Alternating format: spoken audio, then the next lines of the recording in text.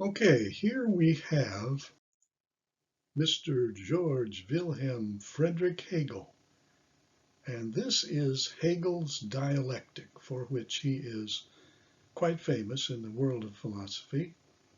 And this process is the underlying dynamic of the entire spiral dynamics model, where you have consciousness and culture moving in stages through history.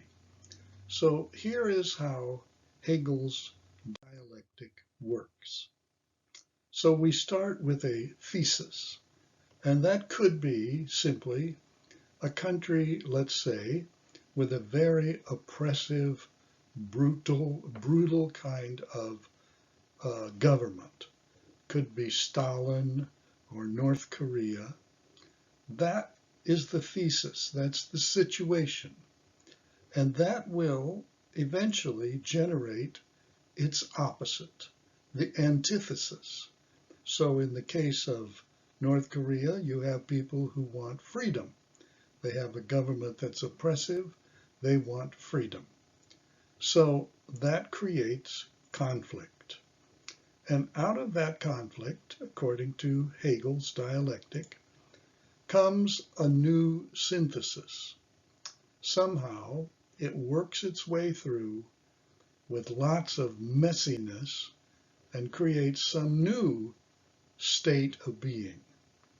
So that synthesis, in a course of time, eventually again creates its own antithesis. So that again creates conflict, which again generates a new synthesis, which over time will again generate its own antithesis, which will again generate conflict, which will again generate a new synthesis. And listening to Steve McIntosh's book, he talks about the solutions of one stage become the problems of the next stage. So this is the process through which we make progress over the long view of history, Hegel's dialectic.